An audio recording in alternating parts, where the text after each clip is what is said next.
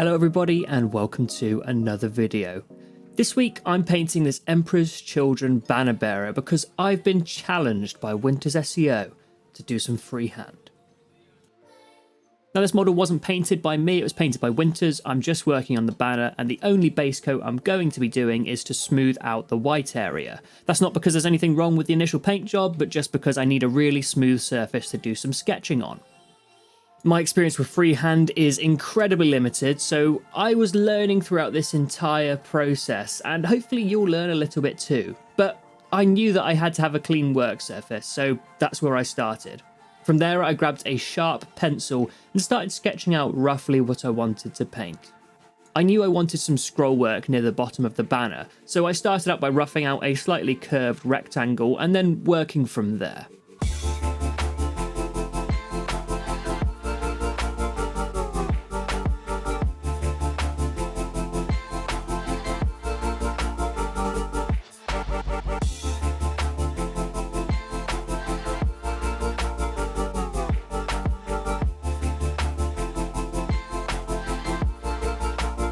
Once I'd sketched out the scroll work, I knew the next thing I needed was a big old eagle. The Emperor's Children were the only legion allowed to wear the Emperor's personal symbol of the double-headed eagle, so that needed to be prevalent on their banner. At this stage, the sketching is very rough. I'm just drawing out the shapes to give me an idea of the sizes of things and make sure everything's somewhat in proportion.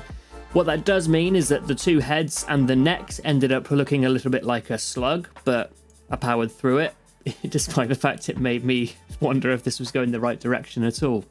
I have drawn aquillas in the past, and I generally find the wings a little bit easier than the rest of the body, so I focused on the body and the tail feathers initially. If I could get that shape right, I knew I was pretty confident about getting the wings right. I'm by no means a sketch artist, but this step is so important for freehand.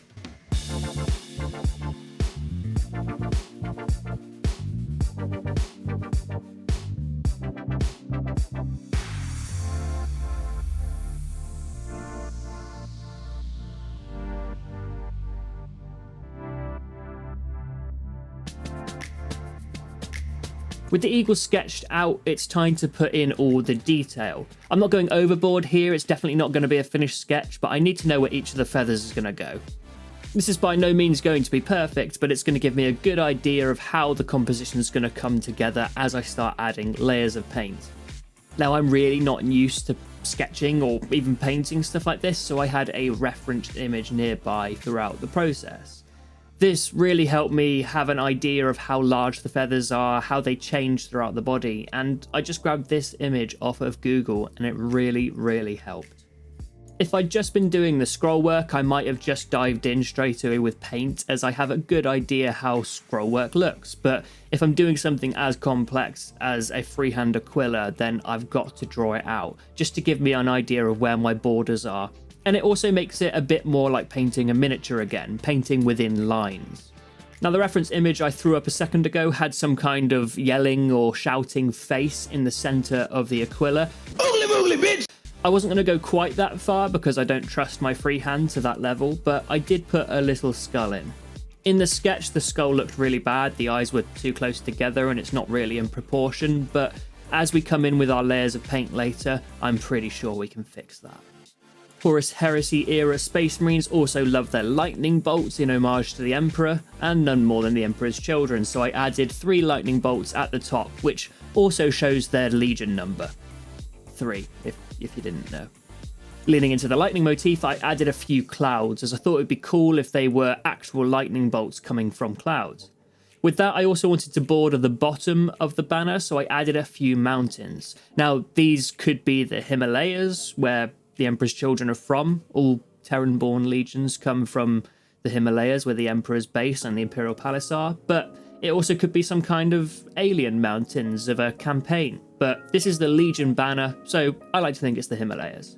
Now we can finally get into painting. Using Steel Legion Drab, I base coated the scroll work. I also base coated all the clouds and mountains in Panzer Grey.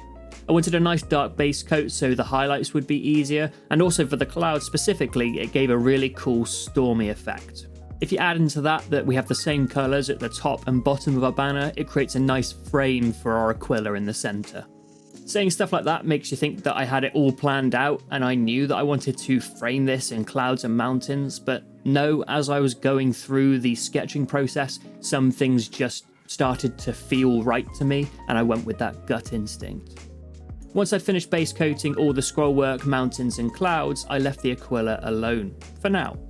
Instead, we're going to go back to the scrollwork and add a few highlights to draw an outline. I went a little bit too bright too quickly by using Ushabti bone, but it did give me a nice idea of where the borders are and create a lot of definition between those background mountains. What I should have done is started with this colour here, Xandri Dust, which creates a little bit more of a gradient between the dark Steel Legion drab and the bright Ushabti bone. Just a little mistake in the moment, I wasn't really thinking, I just grabbed the next pot of paint next to me. Here I'm using a mixture of the scrollwork shape itself and also the folds in the banner to dictate how it's highlighted. What I mean by this is, as I'm essentially freehanding something a 31st millennium artist would have created, there's going to be some drawn in highlights and shadows, but also the real folds of the banner is going to affect that too. So with that in mind, I'm also glazing in a few shadows towards the deeper areas of the banner. This is quite a back and forth process because I want the gradients to be smooth and also at the same time look like someone's actually painted it. Once there was a bright highlight all the way around to add some definition, I moved on to the mountains, going up through darker and then brighter greys. I'm focusing the highlights on the mountains towards one specific side, in this case, the right. We're going to add layer after layer, getting thinner as we go, and we're going to be doing the same thing on the clouds, but focusing the highlights more towards the lower part of the scene. This is going to make both the mountains and the clouds look somewhat impressionistic, but again, this banner is a work of art created by someone in-universe, so it's going to be slightly impressionistic. I'm not going for full-on realism because this is meant to be essentially a mural they carry into battle. I hope that makes sense. Painting things like mountains and clouds is actually really fun because it's not very hard and you can get a really cool result. I do recommend trying it out if you haven't already.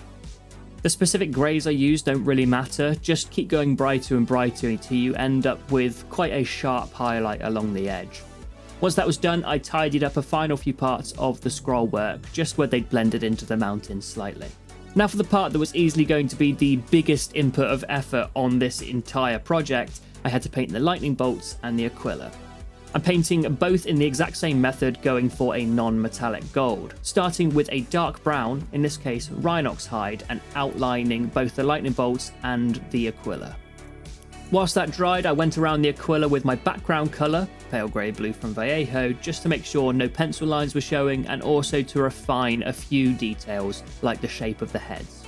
I also took this time to block in the skull roughly with Steel Legion drab. I'll come back to that later. Now, properly starting on the non-metallic metal journey, I'm using Mournfang Brown. This is not going to be perfect non-metallic metal, after all it's a tiny little banner, but it's going to look the part from about a foot away. Now in universe this isn't actually metal, it might be some kind of filigree or some kind of stitching, so I'm just going to do what the artist would have done and put the highlights where they look the best, not really taking into account the shape of the banner. With that in mind, I'm highlighting all the feathers, the tops of the heads, and any sharp details. Then I'm moving on to Baylor Brown, and I'm going to do the exact same thing, but in a slightly smaller area. This is our first colour that really starts to make it look like gold, so it's important that we get this step right. I'm just taking my time, going feather by feather, and making sure everything has the right amount of definition. If you're curious about the lightning bolts, I'm just focusing the highlights towards one side on each of them. After the Baylor Brown, we're starting to add our shiny effect, as if it was really metal, or in this case, being painted onto a banner, an artist's interpretation of shiny metal. I always find when doing non-metallic metal that it's these final highlights that really bring everything together. If you've done the previous stages correctly, then these final bits, like these spot highlights with pale sand, will really help sell the effect. That's the aquila done for now. We're going to go back to the skull and add some more Steel Legion drab, just to make sure we have a nice opaque base coat.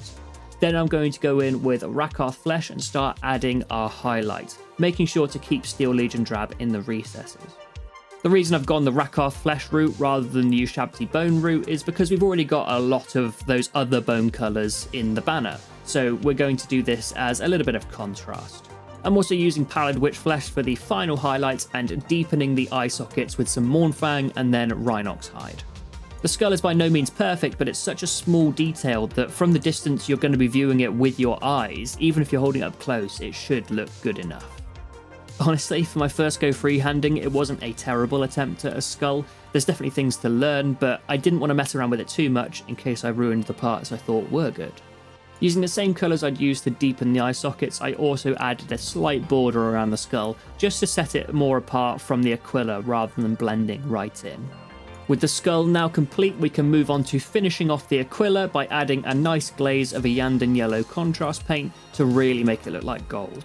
I made a slight mistake and got some of that yellow onto the white background, but with a quick tidy up after the fact, it was easy to fix. I also went back to my base colour just to tidy things up a little bit more before adding a nice glaze of Druchii Violet into the corners.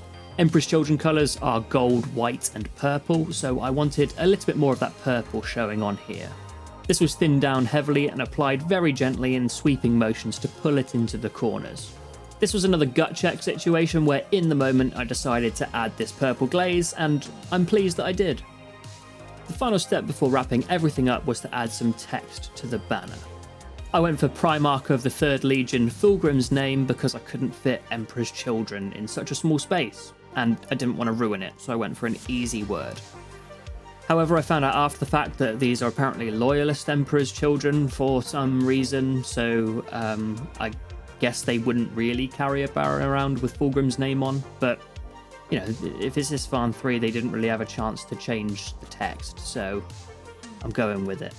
I used a mix of black and brown paint to write out the letters of the Primarch's name, and once that was blocked in, I added a few gothic highlights and accoutrements here and there. To finish off the scroll work, I added a glaze of Seraphim Sepia just to tie everything together. And with that, that's my first ever freehand complete. I learned so much from doing this, and I really enjoyed the entire process. Hopefully Winters likes it. His one-word text response was cool, so yeah. Anyway, I've been Sam. See you next time.